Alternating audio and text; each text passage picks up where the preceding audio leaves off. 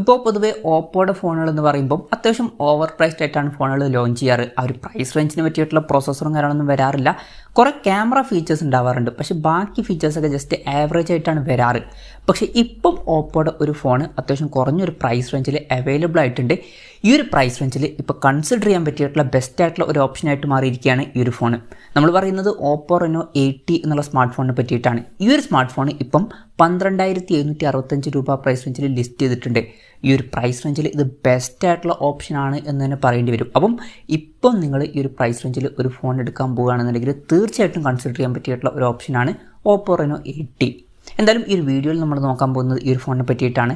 ആദ്യം നമ്മൾ ഡിസ്പ്ലേയുടെ ആയിട്ട് നോക്കുകയാണെന്നുണ്ടെങ്കിൽ 6.7 ഇഞ്ചിൻ്റെ ഫുൾ HD+ ഡിസ്പ്ലേ ഈ ഫോണിൽ വരുന്നുണ്ട്. അമോലെഡ് ഡിസ്പ്ലേ കൊടുത്തിട്ടുണ്ട്. ഈ ഒരു പ്രൈസ് റേഞ്ചിൽ അമോലെഡ് ഡിസ്പ്ലേ എന്നുള്ളത് നല്ലൊരു കാര്യം തന്നെയാണ്.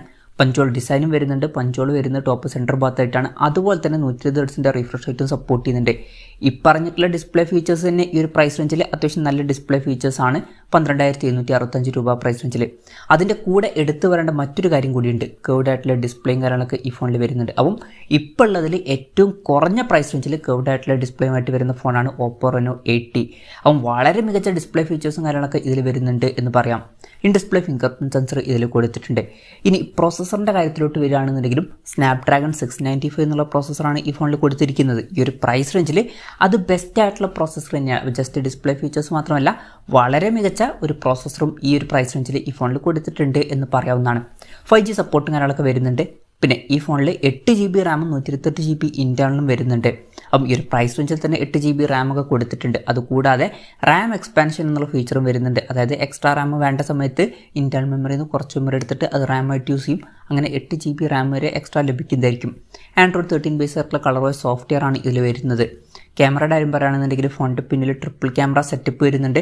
108 MP മെയിൻ ക്യാമറ സെൻസറൊക്കെ ഇതിൽ വരുന്നുണ്ട്. പിന്നെ 2 MP ഡെപ്ത് സെൻസറും അതുപോലെ തന്നെ 2 MP മാക്രോ ലെൻസും വരുന്നുണ്ട്. അൾട്രാ വൈഡ് ആംഗിൾ ലെൻസ് ഒന്നും വരുന്നില്ല, എന്നാലും 108 MP മെയിൻ ക്യാമറ സെൻസറൊക്കെ കൊടുത്തിട്ടുണ്ട്. പിന്നെ 32 MP സെൽഫി ക്യാമറയും വരുന്നുണ്ട്. അപ്പം അത്യാവശ്യം നല്ലൊരു ക്യാമറ പെർഫോമൻസും കാര്യങ്ങളൊക്കെ ഇതിൽ വരുന്നതായിരിക്കും, പ്രത്യേകിച്ച് ഈ ഒരു പ്രൈസ് റേഞ്ചിൽ. മികച്ചൊരു ക്യാമറയും ഇതിൽ വരുന്നുണ്ട്. പിന്നെ 4800 mAh ബാറ്ററി ഈ ഫോണിൽ കൊടുത്തിട്ടുണ്ട്. 60 വാട്ടിൻ്റെ ഫാസ്റ്റ് ചാർജ് സപ്പോർട്ട് ചെയ്യുന്നുണ്ട്. ഈ ഒരു പ്രൈസ് റേഞ്ചിൽ അത് വളരെ മികച്ചൊരു ചാർജിങ് സ്പീഡാണ്. അതുപോലെ തന്നെ Type C ചാർജിംഗ് പോർട്ടും ഇതിൽ വരുന്നുണ്ട്. ഈ ഒരു സ്മാർട്ട് ഫോൺ ഇന്ത്യൻ മാർക്കറ്റിൽ 30,000 രൂപ പ്രൈസ് റേഞ്ചിലൊക്കെ ആയിട്ട് ലോഞ്ച് ചെയ്തിട്ടുള്ള ഫോണാണ്. ഇപ്പം ഈ ഫോൺ ക്രോമ എന്നുള്ള വെബ്സൈറ്റിൽ 12,765 രൂപ എന്നുള്ള പ്രൈസിങ്ങിൽ ലിസ്റ്റ് ചെയ്തിട്ടുണ്ട്.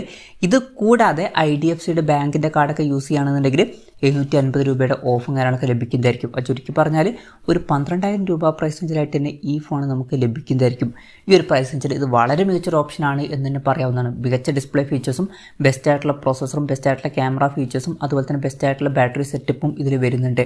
അപ്പോൾ നിങ്ങൾ ഇപ്പം 12,000 13,000 രൂപ പ്രൈസ് റേഞ്ചിൽ ഒരു ഫോൺ എടുക്കുകയാണെന്നുണ്ടെങ്കിൽ തീർച്ചയായിട്ടും ഈ ഫോൺ ഒന്ന് ചെക്കൗട്ട് ചെയ്യുക. ക്രോമയിലാണ് ഇപ്പം ഈ ഫോൺ ലിസ്റ്റ് ചെയ്തിരിക്കുന്നത്. റെപ്യൂട്ടഡ് ആയിട്ടുള്ള ഒരു ഓൺലൈൻ പ്ലാറ്റ്ഫോം തന്നെയാണ്. എന്തായാലും ഓപ്പോ റെനോ 80 എന്നുള്ള സ്മാർട്ട് ഫോൺ ഒന്ന് ചെക്കൗട്ട് ചെയ്യുക.